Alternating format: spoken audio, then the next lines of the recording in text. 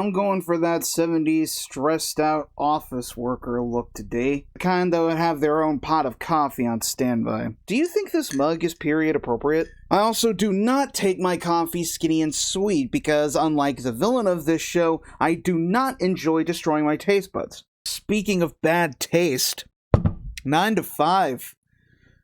What a way to make a living.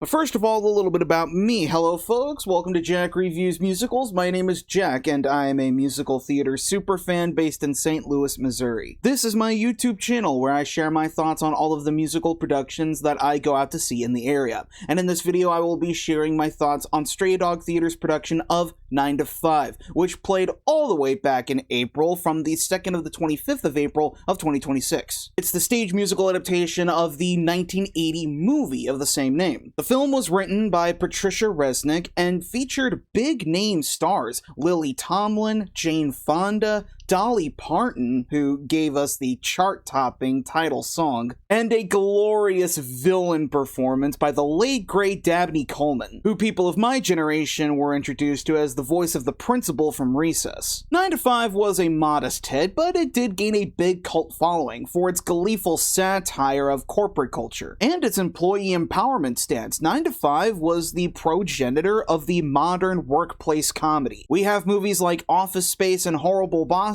as well as the multitude of TV shows like The Office, Parks and Recreation, Abbott Elementary. It was such a big hit that screenwriter Patricia Resnick and songwriter Dolly Parton worked together to create a musical version of the film that premiered on Broadway in 2010. The leading ladies in that production were played by 3 other big-name stars, Allison Janney, Stephanie J. Block, and Megan Hilty. But despite their presence, the reviews were terrible. Since then, it has gotten reworked and given a new life in regional and community theater, which is where we stand today with Stray Dog Theater's production. But after seeing it, even with the rewrites, I can see where the Broadway critics were coming from. The story is a period piece set in 1979, hence my choice of mug, a time where both Star Wars ruled the earth and cell phones looked like a brick. You know, not like today. The main characters are 3 women who work as the office drones of Consolidated Industries, run by Franklin Hart Jr.,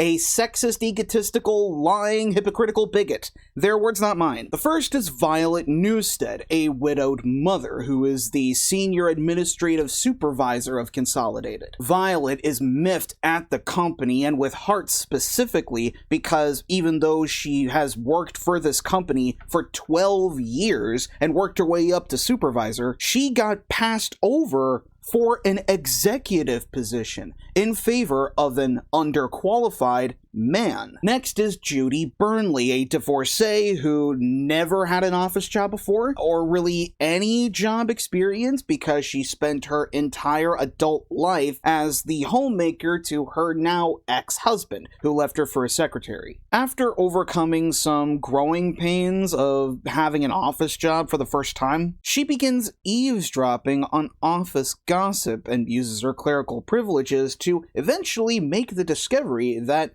Hart does in fact pay his women employees less than the men. Out of the 3 ladies, the one who has it the worst, though, is Dorley Rhodes. Dorley is an aspiring singer working at Consolidated to support her passion. Dorley is Hart's personal secretary, and even though she's very capable, it's made clear that she only got the job because of her full figure, and easygoing Texas charm that is so rare around these parts. And why did I suddenly turn into Benoit Blanc? Dorley finds out that she has been regarded as the office bicycle because Hart has been spreading the rumor that him and her are having an affair, even though Dorley is happily married. Upon a chance encounter between the 3 of them, Violet, Judy, and Dorley become united in their contempt for Hart. After a particularly lucid pot trip, the 3 of them conspire to enact their revenge. They confront Hart in his office, kidnap him, and imprison him in his own home, taking over Consolidated in his name to create positive changes for the company, treating all employees equally and fairly, along the way uncovering a massive embezzling scheme that they hope will ruin Hart's name for good. The big problem with 9 to 5 as a musical is, even though the basic setup is very easy to explain, the story itself, it's extremely complicated. And the pacing of it is languid. The first act is 90 minutes long. Before the end of the first act, there was this big scene where there was this huge scare thinking that they accidentally poisoned Hart's coffee, and it goes on for way too long. The women each get their own individual confrontations with Hart before the kidnapping that could have been consolidated, pun absolutely intended, into the moment itself. The pot fantasies are incredibly disjointed, like the reveal of Hart's creative accounting to keep Consolidated a boys' club wasn't revealed until Act 2. That plot thread could have been the last straw before the kidnapping instead of the clincher of Act 2. The comedy and the satire are solid enough to get the message of the show across, but the comic timing, the delivery, and the tone is all over the place. I think the issue was that Patricia Resnick was way too faithful to her own screenplay. 9 to 5, the musical, doesn't flow like a musical. It's done very much like a movie on stage, which is something that a lot of film-to-stage musicals are guilty of. And the big reason why a lot of them don't succeed. Because what makes a compelling film can come off as really clunky if not adapted correctly for the stage. And 9 to 5, as a script, does not take advantage of its live theater medium that well. Because in theater, you can pull off cinematic techniques, you can do close-ups, you can do pans and split screens. But the final show as is really doesn't. It's all very flat, even down to the pre-recorded prologue and epilogue from Dolly Parton herself, where she exposits the background of the 70s and introduces the characters in the prologue, and the epilogue where she narrates the "Where Are They Now" segment. And while a lot of people think stuff like that is cute, personally, I despise it. Having Dolly Parton herself be a character in the show, even though she already has an analog in the form of Dora Lee, is just so corny. It took me right out of it. From the jump, her presence really indicates a distrust of the audience's intelligence and a lack of confidence in the material that they couldn't just let it speak for itself. The songs that Dolly Parton wrote for the show aren't that memorable, nor are they very entertaining, outside of the title track, which is a great opening number, but even that gets ruined by Dolly Parton's narration. Resnick and Parton could have had a lot of fun with this if they just went the Legally Blonde route. Separate itself from the movie and really go all out, embracing the live theater medium, creating a thoughtful, good quality satire of how the corporate culture of the 1970s was basically the template for modern day office politics. But as it is, 9 to 5 is very slow and it's so awkward. It's definitely up there along with Stray Dog's last musical, Superhero, as a story that just didn't need to be a musical. 9 to 5 is actually the largest scale production that Stray Dog Theater has done since the pandemic. Stray Dog's artistic director, Gary F. Bell, has went on record stating that they wanted to perform 9 to 5 as essentially a trial run to see if they could do a large-scale ensemble-driven musical like they did pre-COVID. Stray Dog Theater's permanent home is the Tower Grove Abbey, a very intimate, unconventional space. And for a company as small as Stray Dog, their musicals are quite ambitious, having done large cast, very technically demanding shows like Guys and Dolls, Gypsy, and Ragtime. I'm glad Stray Dog is moving closer to that direction again with their shows. I really admire Stray Dog's ambition, but I don't think 9 to 5 was the best choice to do that, because the material is very lackluster. And it gave Associate Artistic Director Justin Bean, who is the captain of this ship, so little to work with. The characters are mostly played as stereotypes. The treatment of the story is very silly, that the acting and the movement lack urgency. And the Tower Grove Abbey stage was configured in a way that was very cramped. It didn't pull off the scene changes or the choreography very elegantly. There are some cast members that are better at pulling off the very campy style of the show than others. For example, the three leads are all excellent. The best of them being, of course, the protagonist Violet, played by Janelle Gilreath Owens. Owens pulls off this character of the compassionate leader who has the strength to tell people off and do what needs to be done. But all throughout, there's a clear vulnerability there. She's very in tune with her emotions. Violet's nervous energy is portrayed brilliantly by Owens, her resolving during the show's climax, and the edginess of her big songs, Potion Notion, which is her pot fantasy, and One of the Boys, a fantasy number about what would happen if she became the president of Consolidated. I also really liked Owens' individual chemistry with the other actors. The way she develops her camaraderie with the other two leading ladies, the way she portrays her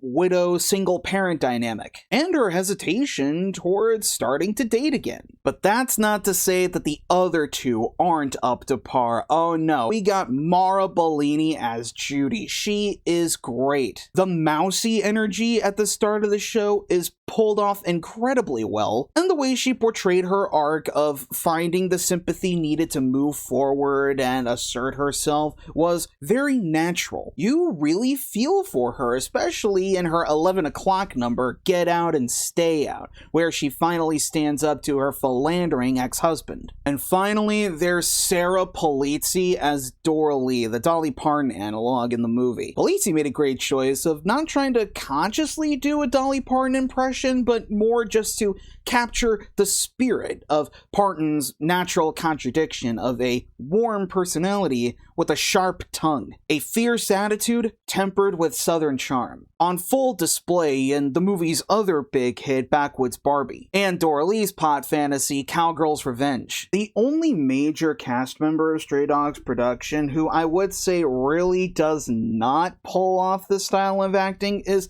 actually the villain, Hart himself, played by Joel Garrett Brown. Joel Garrett Brown is not an actor that I am a stranger to. I have seen him in other community theater productions before, and I've only ever seen him play amiable characters. So when I saw that he was cast as Hart in this, I was looking forward to seeing more of his range. But unfortunately, that was not on display here. Brown's stage presence, stage personality, and charisma does not pull off menace well. Franklin Hart Jr. really needs to be played as this uber nasty, sleazy narcissist, gleeful in his casual cruelty at the start of the show. But if anything, Brown's performance was very one note. He delivers all of his lines with an over-the-top earnestness, full of nervous energy that doesn't really translate to the character for most of the show. It works really well in the finale. The end of 9 to 5 has Hart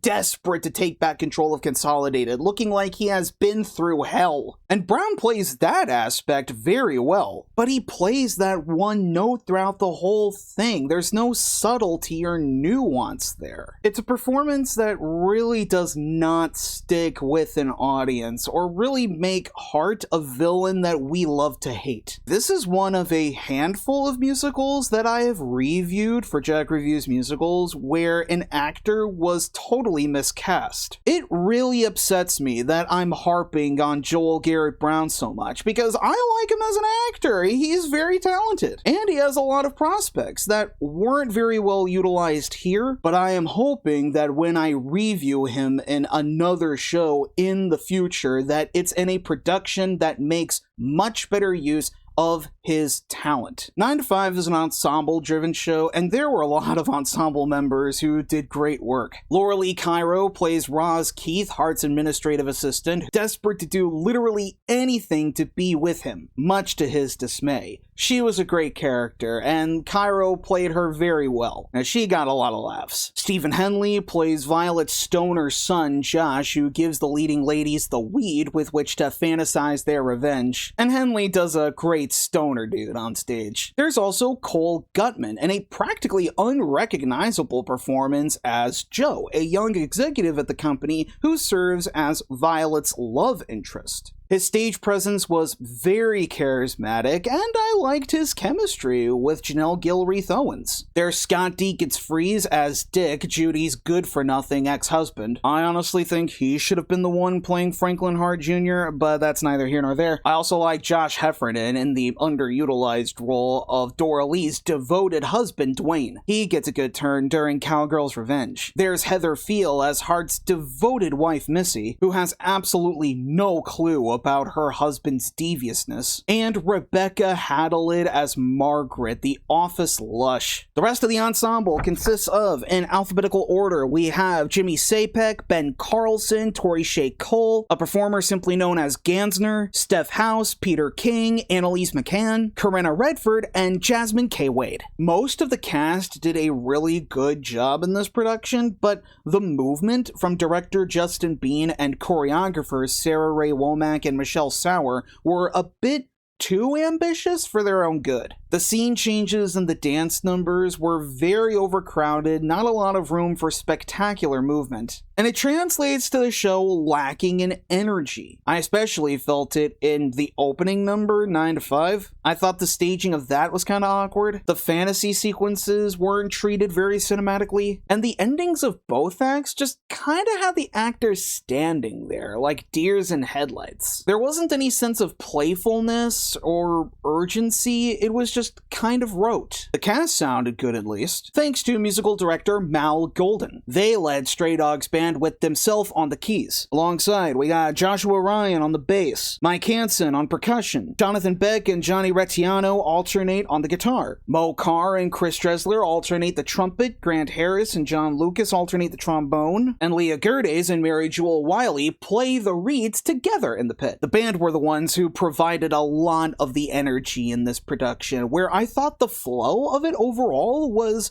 rather heavy. Even the visual design is interesting but minimal. The set pieces, designed by Rob Lippert, they looked pretty cool. The elevator upstage center and the desks that get rolled on and off the stage via ramp, they were very evocative of the 1970s office setting. The elevator even gets used as the screen for the narration videos from Dolly Parton and the projections from lighting designer Tyler Dino. The projections were pretty campy enough. The image of Snow White's castle during Violet's fairy tale poisoning fantasy potion notion, that one was my favorite. Dino's lights also keeps things bright and fanciful. I like the way that he distinguishes the musical numbers by having these very deep, saturated colors and combining them with projections, especially in the fantasies. That's an example of a way that you have fun with a film-to-stage musical adaptation. And finally, we have the costumes and wigs designed by Colleen Mickelson and Sarah Jean Dowling, respectively. As much as I like both of their work normally, I found the quality of their costumes here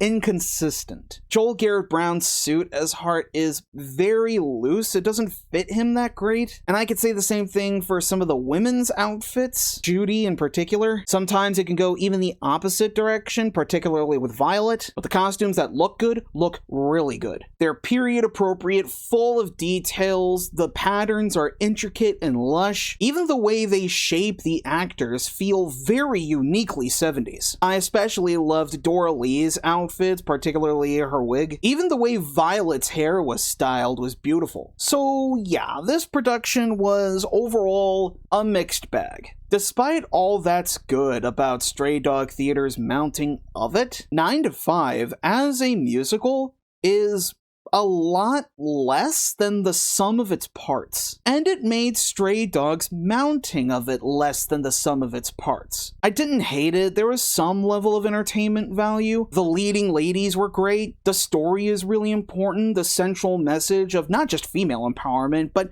employee empowerment is something that is relevant to us today. And having it be set in the 70s has a lot of great satirical potential, in the same way that Blazing Saddles satirized the Old West to comment on contemporary racism. And the show also gave me an excuse to hear Dolly Parton's title song in a stage musical. But personally, I think that title song is pretty much the only thing that justifies the show's existence. The 70s nostalgia was underutilized. Some of the humor really doesn't land. Dolly Parton's score is samey sounding, and Patricia Resnick's script was very stiff, almost hackneyed. Harsh words, but for me, 9 to 5 really did not make the grade. But what the hell do I know? Did you see Stray Dog Theater's production of 9 to 5? If so, what did you think about it? Whatever it is, whatever you think, comment below and let me know. Be sure to leave a like on the video and subscribe to the channel so that you don't miss any more St. Louis musical theater reviews coming soon. Thank you so much for watching, and until next time, long live the musical!